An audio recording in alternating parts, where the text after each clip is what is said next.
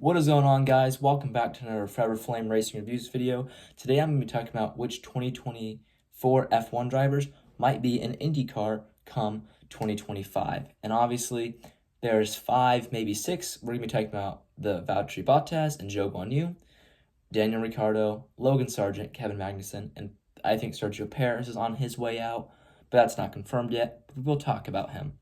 So at the end of these videos, after I analyze the drivers and tell you what I think, then I'll give you 1 out of 10, 10 being most likely, 1 being least likely, coming to IndyCar. And we are going to start with the 2 guys that did not get to finish the F1 season, Logan Sargent and Daniel Ricciardo.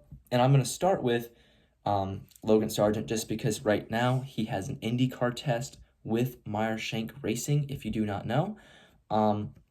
It's no secret he's good friends with Kyle Kirkwood, and he's very, very much looking for a 2025 IndyCar seat. Now, the question for him is going to be, is that seat available?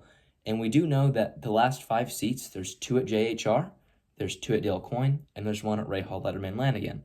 They do need lots of funding, and Logan Sargent has lots of funding. I think it is very likely that he does end up in one of those seats.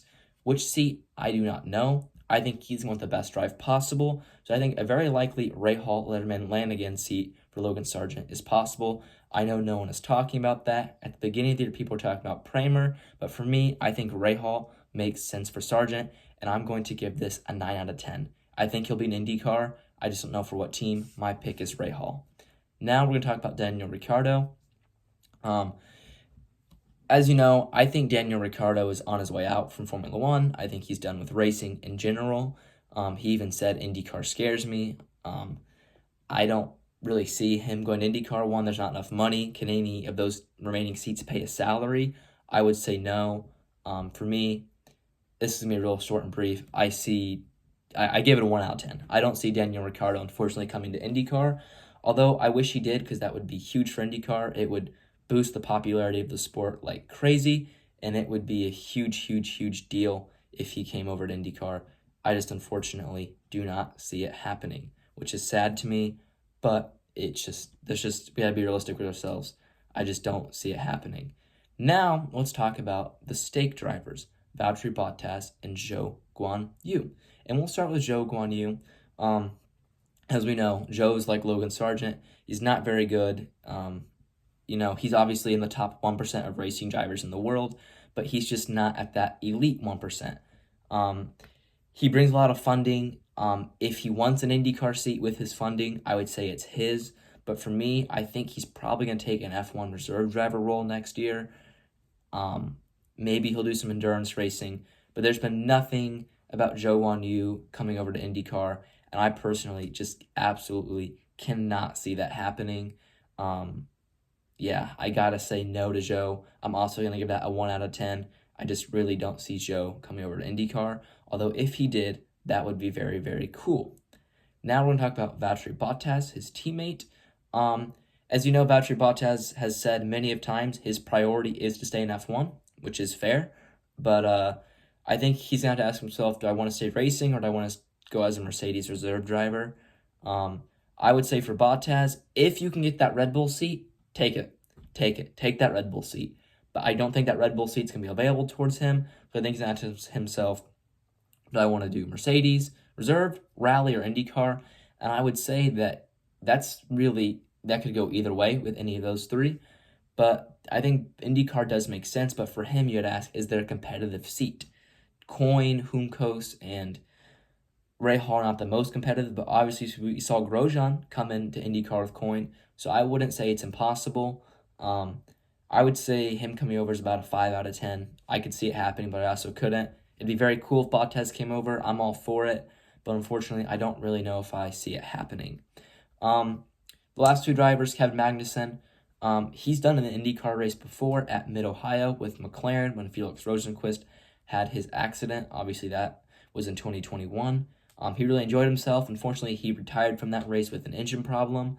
But I would love to see Kevin Magnussen come over. I think it's his style, aggressive attack. I think he would love it. I think he'd do great in IndyCar. So I think it does make sense for Kevin Magnussen to come on over. No one's been talking about it, though, because his priority is trying to get an F1. But obviously, he's not going to get the RB seat or the Red Bull seat. So I think IndyCar makes sense for him, and I think he should consider his chances in coming over. For Kevin Magnussen, I'm also going to give it a 5 out of 10. I could see it happening, and I also could not see it happening. Now, those are the confirmed drivers that we know are not returning with their current teams and are likely leaving the sport. Now we're going to talk about one guy who I think is likely on his way out, but may not be, Sergio Perez. And I think if he loses his Red Bull seat, he won't go to RB. I also don't think he'll come to IndyCar. I think he would just retire. I just wanted to address that in this video. I think Perez would retire. And at this point, so I'm talking about IndyCar silly season seats, I believe that JHR, Juncos Holdings Racing, is about to announce a driver in the next week or so.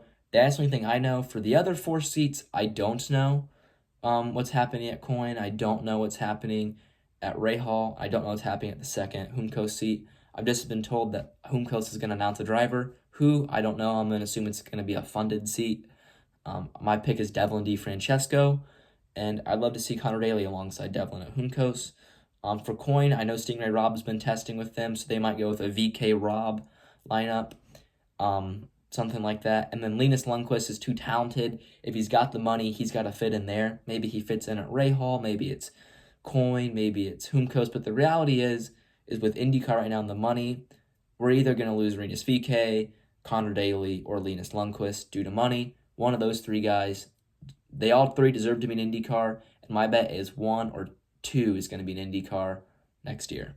For the Red Bull seats, I think Liam Larson's going to be at Red Bull, and I think Isaac Hedjar or Franco Colapinto will be at Racing Bulls. I don't know which one, but one of them will be. Thanks for watching. I know this is no editing, just me talking, but I've been really busy this week. My swim season started, so it's very hard for me to record. So just an edit, and I just simply don't have time, and it's been like 10 days since I uploaded. So I thought I'd just come on here and talk to you guys about which F1 drivers I think could possibly be an IndyCar come 2025. And I just want to say, make sure to subscribe and follow my Instagram, and see ya.